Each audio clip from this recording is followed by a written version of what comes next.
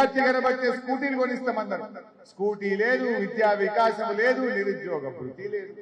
ఈ విషయాన్ని కూడా అర్థమయ్యేటట్టు చెప్పండి. సో ఇవన్నీ కూడా మనం తీసుకపోతే నాకు తెలిసి ఎవ్వరు కూడా ఏ వర్గం కూడా ఇలా కాంగ్రెస్ పోటీ చేయడానికి సిద్ధంగా లేదు. అసలు కాంగ్రెస్ వాళ్ళు ఎంతసేపు లీకులు, ఫేక్ న్యూస్లు. ఏమైనా చూస్తే టీవీలలోనేమో, పేపర్లలో లీక్ వార్తలు, సోషల్ మీడియాలో ఫేక్ న్యూస్. దీని మీద రాజకీయం చేస్తుంది తప్ప ప్రజలను మర్చిండ్రు, పాలన మర్చిండ్రు.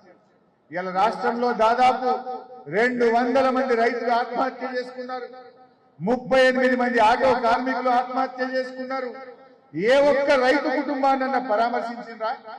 పంటలు ఎండిపోతే ఏ రైతుకైనా పొలం చూసి ఆత్మస్థైర్యం కల్పించే ప్రయత్నం చేసిండ్రా? ముఖ్యమంత్రి గారు, మంత్రులు కూడా ఇలా క్షేత్ర స్థాయిలో పర్యటిస్తలేరు. ఎంతసేపు గోబల్స్ ప్రచారం మీద, ఫేక్ వార్తల మీద, అక్రమ కేసుల మీద, మన బీఆర్ఎస్ నాయకుల ఇళ్లకు పోయి కండువాలు కప్పడంలో బిజీగా ఉన్నారు తప్ప పరిపాలన చేయడం వీళ్ళకి ఇలా చేతులైనటువంటి పరిస్థితి లేదు.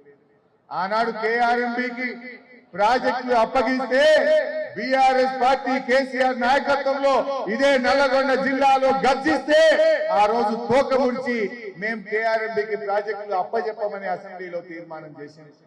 మొన్న కేసీఆర్ గారు మన నల్లగొండ జిల్లా పర్యటనకు బయలుదేరితే అప్పటిదాకా నీళ్లు లేవన్నారు. నీళ్లు ఎక్కడున్నాయన్నారు, కరువు అన్నారు. కేసీఆర్ రాగానే ఎడమ కాలువల నీళ్లు వచ్చినాయి. కేసీఆర్ రాగానే కరీంనగర్ జిల్లా వరద కాలువకు కాళేశ్వరం పంపు చాలు చేసింది. కేసీఆర్ బయటకు వెళ్ళగానే మల్లన్న సాగర్ నుంచి కూడవెల్లి ప్రాజెక్టులోకి నీళ్లు వదిలింది. ఇప్పుడు ఎక్కడికి వచ్చిన నీళ్లు? కేసీఆర్ బయలుదేరగానే అప్పుడు ఒక్కొక్కటి ఇలా శురువైతున్నటువంటి పరిస్థితి ఉంది. అందువల్ల ఇలా కేసీఆర్ నాయకత్వంలో తప్పకుండా మనం ఇంకా గట్టిగా పనిచేద్దాం, ఇంకా ఉద్యమం చేద్దాం. ఇలా కాంగ్రెస్ పార్టీని ఈ ఎన్నికల్లో ప్రజలు గుణపాఠం చెప్పడానికి సిద్ధంగా ఉన్నారు. వాళ్ళకి అభ్యర్థులే లేరు. మన పార్టీ నుంచి తీసుకున్న వాళ్ళు కానీ ఇక ఫోర్జరీ చేసినటువంటి వాళ్ళను ఇలా అభ్యర్థులుగా పెట్టుకున్నటువంటి పరిస్థితి ఉంది. ముఖ్యమంత్రి మాట్లాడితే ఏమంటాడు? నేను పేగులు మెడలు వేసుకుంటా. పేగులు మెడలు వేసుకుంటా ఎవరు వేసుకుంటారు? అసలు ఎవరు వేసుకుంటారు పేగులు? మనుషులా, రాక్షసులా? ఎవరు వేసుకుంటారు? నీ హామీలు అమలు చేయమని ఇలా మేము డిమాండ్ చేస్తా ఉన్నాం. మాట్లాడితే ఇంకా మానవ బాంబులైతే, మానవ బాంబులు కాదు ప్రజలకు కావాల్సింది మానవీయ పాలన కావాలి. చనిపోయిన ఆటో కార్మికులకు 10 లక్షల ఎక్స్గ్రేషియా అయ్యి, చనిపోయిన రైతు కుటుంబాలకు 10 లక్షల ఎక్స్గ్రేషియా అయ్యి, ఆ రైతు కుటుంబాలను ఓదార్చి ఆత్మస్థైర్యాన్ని నింపేటువంటి మానవీయ పాలన కోరుకుంటున్నది తెలంగాణ సమాజం. కానీ నువ్వు రెచ్చగొట్టే మాటలు చెప్పి ఆనాడు ప్రతిపక్షంలో ఉంటే అవే గాలి మాటలు, ఇవాళ అధికారంలో ఉంటే కూడా గాలి మాటలు చెప్తా ఉన్నారు. ఫేక్ వార్తల మీద మీరు ఆధారపడతా ఉన్నారు. ప్రజలకు కావాల్సింది ఇవాళ మంచి పరిపాలన ఇయ్యి, ప్రజలకు ఇచ్చిన మాట నిలబెట్టుకునేటువంటి ప్రయత్నం చేయి.